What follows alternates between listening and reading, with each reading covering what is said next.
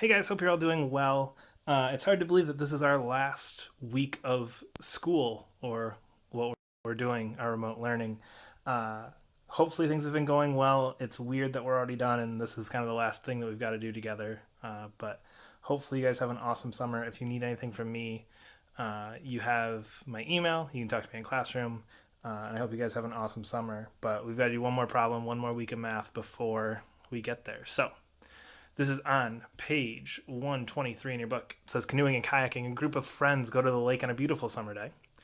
Elisa and Chelsea paid a total of $31 to rent a canoe. Rick paid 24 and Adam paid 20 to rent a kayak. We've got our fees there for how much they paid.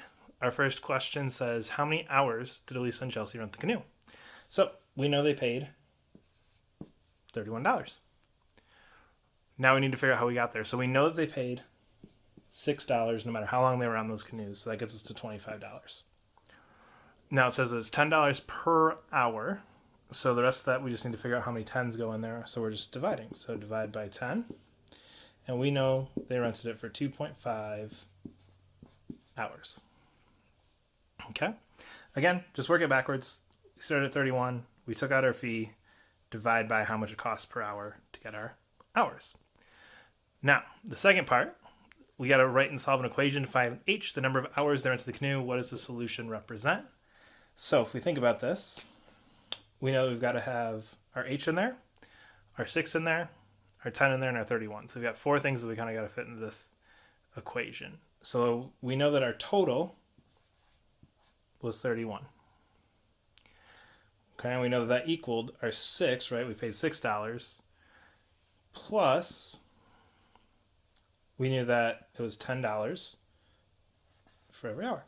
So our equation would just be 31 equals 6 plus 10h.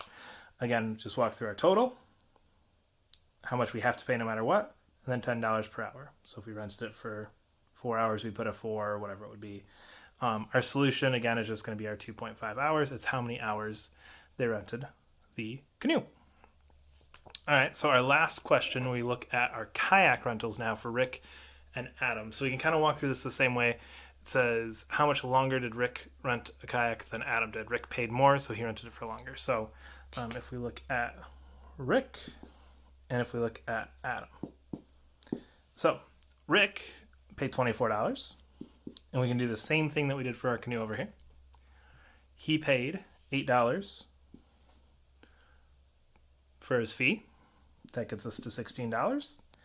$8 per hour. So again, we're going to divide by 8, and that leaves us with 2. So Rick, 2 hours. Okay, so Adam, we're going to do the same thing, but Adam only paid $20.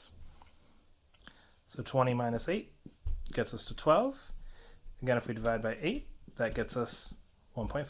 So Adam did 1.5 hours.